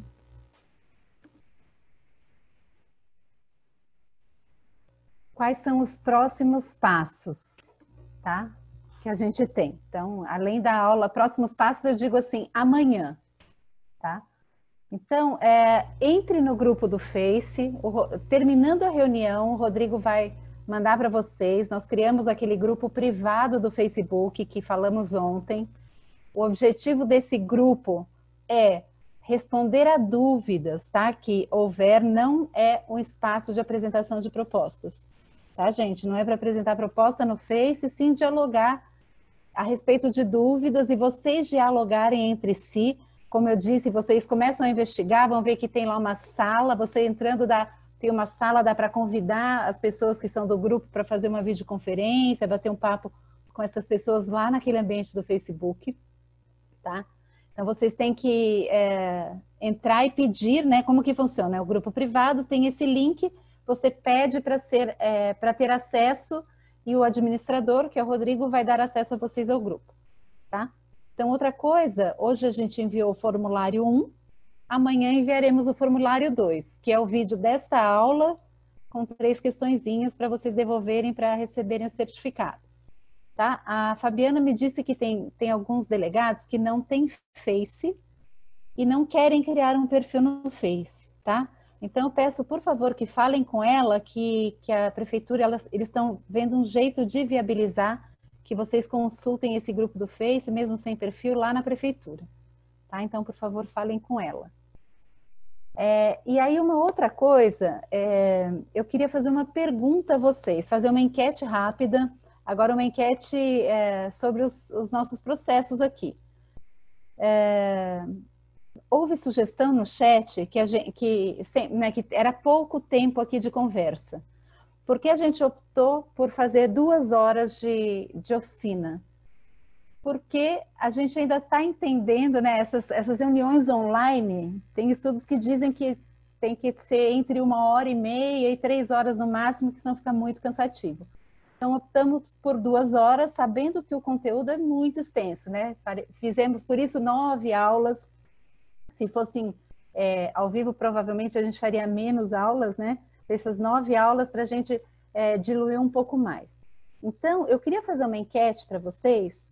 Pensamos aqui que se seria possível, se vocês aguentariam, teriam disponibilidade de, em vez de fazermos 2 horas de aula, fazermos 2h30 de aula. Tá? E essa meia hora a mais, não entrando em conteúdo, mas essa meia hora a mais para momentos de interação, né, e de dúvidas, interação entre vocês e também interação com os apresentadores, né, com os palestrantes. Tá? Então, eu vou colocar a enquete, deixa eu compartilhar aqui a enquete. E aí vai ser maioria simples, tá? Você acha necessário que haja mais 30 minutos de aula? E se sim, tem 3 horários de começar e terminar. Se o não ganhar, a gente votem no horário que você quer começar. Então, se não ganhar, a gente coloca 19, 19h15, 19h30, tá? Mesmo que você coloque o não, coloque a hora que você acha que deve começar. Pontualmente, tá, gente? A gente tem começado 19h15, né? Então, se ganhar o 19, a gente vai começar 19 e vai abrir a sala às 6h30. 70% votaram.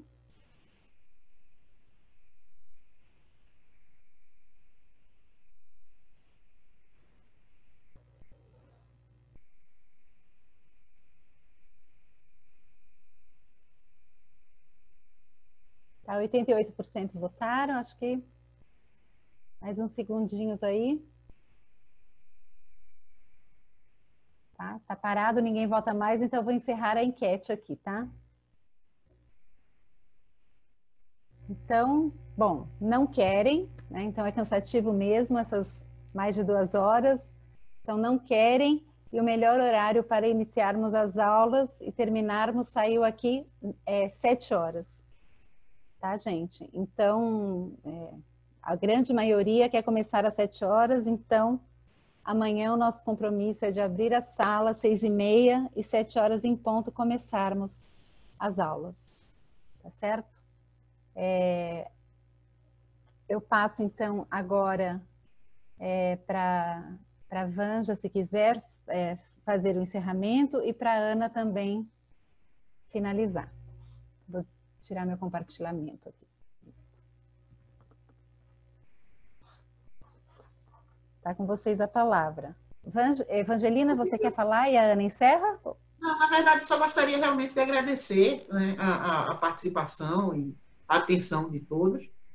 E é isso, estou aqui junto, estamos juntos e vamos continuar, né, até o final desse plano, se Deus quiser. Boa noite, pessoal. Eu estou falando um pouquinho aqui em nome da CEPLAN, pela Prefeitura. E eu só queria agradecer mesmo a presença de todos vocês. A gente entende que é cansativo, mas construir uma proposta a várias mãos é assim mesmo. Requer um pouco de dedicação. Acredito que todos que estão aqui foram eleitos ou indicados e tem um compromisso aí de trazer diversos olhares da mesma cidade para a gente. As discussões são normais, não é sempre que a gente vai concordar em tudo, mas eu acho que a gente consegue fazer isso de uma forma saudável. Então, espero vocês amanhã, nesse horário agora às 19 horas, né, que ficou combinado. Se quiserem, já vão entrando um pouquinho antes, né, porque a sala sempre abre um pouco antes. E não esqueçam que a gente tem um espaço lá no prédio das Cerejeiras, tem a Fabiana disponível lá, mais alguns técnicos da CEPLAN também vão estar disponíveis. E qualquer dúvida é só ir procurando a gente. Ana, posso só complementar? Pessoal, a partir de amanhã nós vamos fazer um revezamento. A Dariane vai ficar aqui até as 4, eu fico a partir das 4, porque eu tô ficando até as 10 da noite, tá? Durante o dia, a sala já está aberta a partir das 9 horas da manhã, direto aqui, tá? Para quem precisar acessar alguma coisa. Se caso alguém chegar aqui, tiver algum problema, me chama no WhatsApp que eu resolvo na hora, tá bom? Outra coisa que eu queria muito reforçar, o pessoal comentou que tem gente, comentou que tem suplente que não está participando do curso. Então, eu vou reforçar aqui, todos foram convidados, basicamente convocados, eu e a Dariane conversamos um por um, tá? E convidamos. Então, se vocês souberem de alguém que ainda está de fora do processo, dá um alô para mim também, ou para a Dariane, que a gente vai estar correndo atrás, conversando, vendo o que está acontecendo e procurar atender da melhor maneira possível, tá? Hoje nós estamos aqui, ó, não sei se vocês viram que o seu Zé, ó, ele está aqui comigo, ó, nós estamos aqui na sala, aqui é na prefeitura, está aqui do lado, lá, ó, comigo, lá no cantinho, tá? E tem espaço para mais pessoas se alguém precisar também. Então, se vocês souberem de alguém que estiver com alguma dificuldade, dê um alô para a gente, por favor, para que ninguém fique fora do processo. A nossa proposta é poder agregar todo mundo também, tá bom? Obrigado pela participação e aí nós estamos à disposição. Olha, só surgiu uma pergunta aqui, como a gente vai abrir a sala às 18h30, se eles podem interagir entre si. Sim, pode, a gente pode ter essa meia hora aí de vocês conversarem, a gente deixa o microfone aberto, quem tiver e quiser conversar, está aqui disponível esse espaço, tá bom?